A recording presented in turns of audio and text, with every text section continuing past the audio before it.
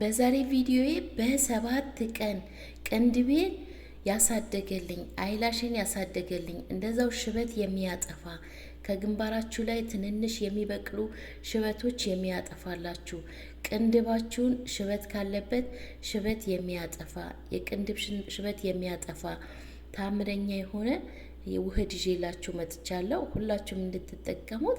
አሰላሙ አለይኩም ውድና የተከበራችሁ የሮዛ ጉራጌ ቻናል ቤተሰቦች እንዴት ናችሁ? ዛሬ በሚገርም ሁኔታ ቅንድባችሁ የምታሳድጉበትና አይላሻችሁን የምታሳድጉበት እንደዛው ጸጉራችሁ ሽበት ካለበት ሽበት የሚያጠፋ ታምረኛ የሆነ የውህድ ይዤላችሁ መጥቻለሁ። ቪዲዮውን እስከ መጨረሻ ተከታተሉ።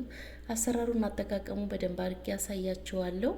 ሁላችሁም እንድትጠቀሙት ይህንን ውህድ በቀላል መንገድ ቅንድባችሁ በተለይ ቅንድቤ ሸብተዋል ብላችሁ ብዙዎቻችሁ ጠይቃችሁኛል። ቅንድባችሁ ሽበት የምታጠፉበት ነው። ቅንድባችሁ እያሳደጋችሁ ሽበት የምታጠፉበት ውህድ ነው። ሁላችሁም ተከታተሉት። ቀጥታ ወደ አሰራሩ እንገባለን።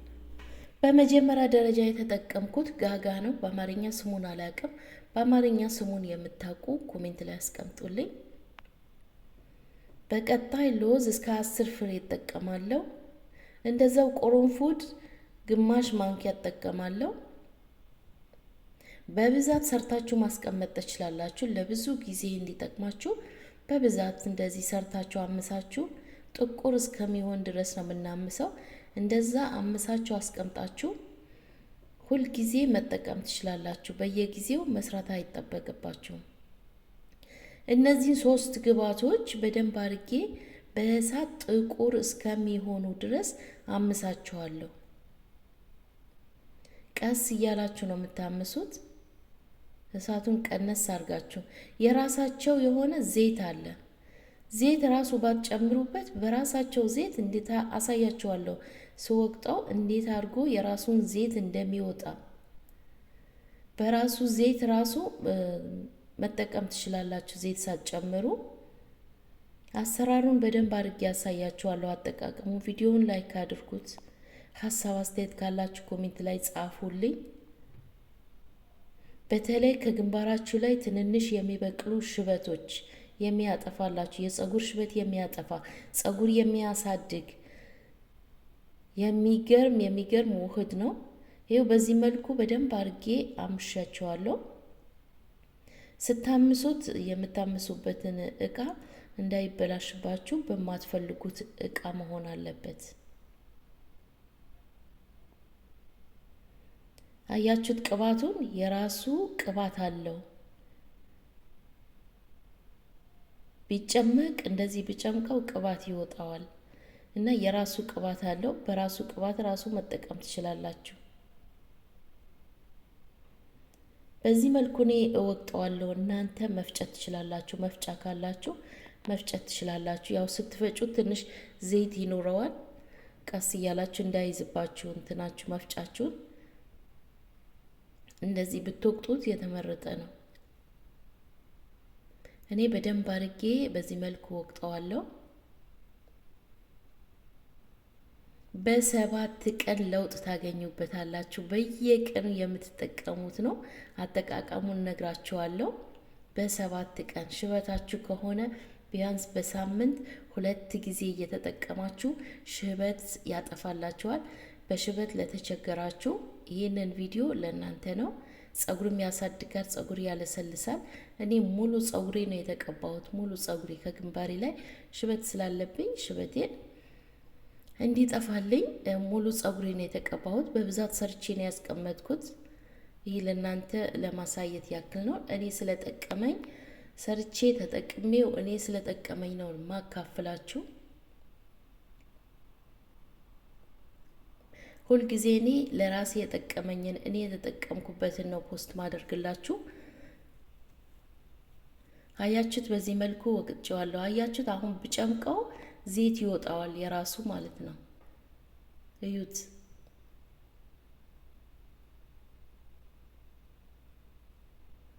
በጨርቅ ነገር ብትጨምቁት የራሱ ዘይት ይወጣዋል።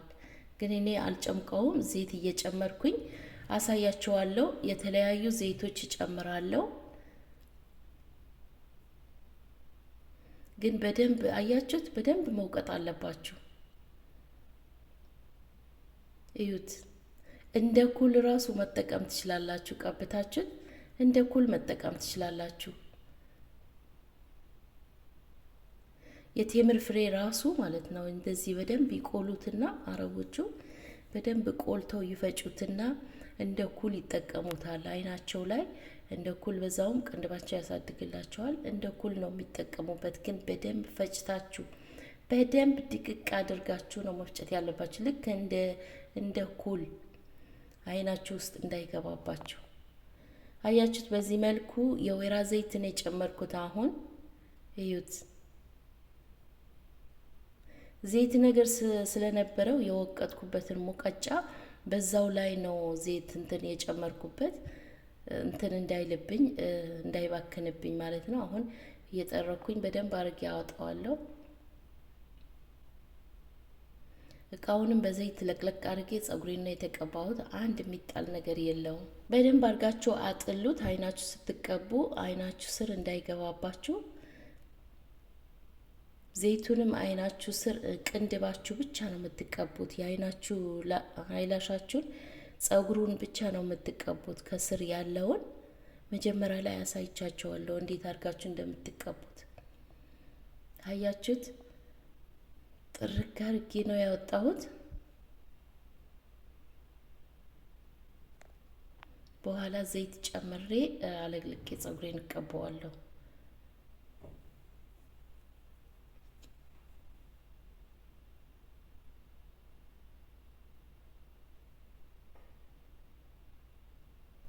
በማትፈልጉት ጨርቅ ማጥለል ትችላላችሁ። በጨርቅ ነገር ይኸውላችሁ፣ እኔ በዚህ መልኩ በማጥለያ ነው ያጠለልኩት።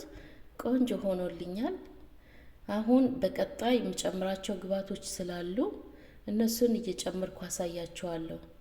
ቪዲዮን ከተመቻችሁ ላይክ አድርጉ። ሀሳብ አስተያየት ካላችሁ ኮሜንት ላይ ጻፉልኝ። እዚህ ጋር የምጨምረው የኮኮናት ኦይል ነው፣ ግዴታ ነው። ይህንን መጨመር አለባችሁ። እንደዛው የጥቁር አዝሙድ ዘይት እጨምራለሁ። አልመንድ ኦይል ካላችሁ ያላችሁ፣ በተለይ ዘይት ህርወ የሚባል አለ፣ እሱ ካላችሁ በጣም አሪፍ ነው። ለብቻው ራሱ ይቀቡታል አረቦቹ፣ ለብቻው ቅንድባቸው ለማሳደግ። እዚህ ጋር ካስተር ኦይል እጨምራለሁ። ያላችሁ ብራንድ ኦይሎች ካላችሁ እነሱን ጨምሩበት።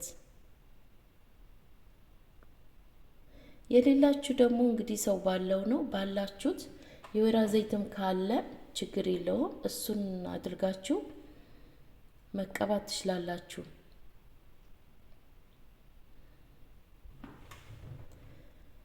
አሁን እነዚህን ግብአቶች በደንብ አድርጌ አዋህዳቸዋለሁ አንድ ላይ። አያችሁት? የጥቁር አዝሙድ ዘይት ጨምሬያለሁ፣ ካስተር ኦይል ጨምሬያለሁ፣ የኮኮናት ኦይል ጨምሬያለሁ፣ የወይራ ዘይት። ስንት አይነት ዘይት ተጠቀምኩኝ? 4 አይነት ዘይት ተጠቀምኩኝ።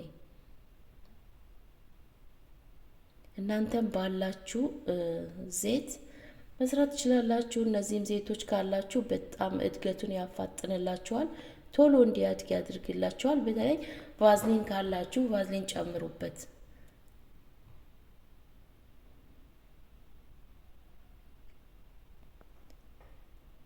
ይኸው ጨርሼለታለሁ። በዚህ መልኩ ሁሉንም ግብአቶች ሰርቼ ጨርሼለታለሁ። ስትቀቡ እንደዚህ ቀስ እያረጋችሁ ትንሽ ነው የምትቀቡት፣ አይናችሁ ስር እንዳይገባ ትንሽ አንድ ጊዜ እንደዚህ ያረጋችሁት ለቅንድባችሁ፣ ለሁለቱም ቅንድባችሁ ይበቃችኋል። ተቀብታችሁ እስከፈለጋችሁት ሰዓት ማቆየት ትችላላችሁ። ለጸጉራችሁ ከሆነ ተቀብታችሁ በደንብ አርጋችሁ ከግንባራችሁ ላይ ሽበት ላለባችሁ በደንብ አርጋችሁ ማሳጅ አድርጉት። ይሄ ከግንባራችሁ ላይ ትንንሽ የበቀሉ ሽበቶች በደንብ አርጋችሁ ማሳጅ አድርጉት። ግዴታ ነው። ስትቀቡ ጓንት ለብሳችሁ በጓንት ተቀቡ። እጃችሁ እንዳይበላሽ እንዳይጠቁርባችሁ በጓንት አርጋችሁ ተቀቡት። ጸጉራችሁም እንደዛው መቀባት ትችላላችሁ። ሽበት ያጠፋላችኋል። ለኔ የጠቀመኝን ነው፣ ለኔ ያጠፋልኝን ነው። ይሄንን ውህድ ለጸጉራችሁ ለሽበት ከሆነ በሳምንት 1 ጊዜ ተጠቀሙት ወይም 2 ጊዜ።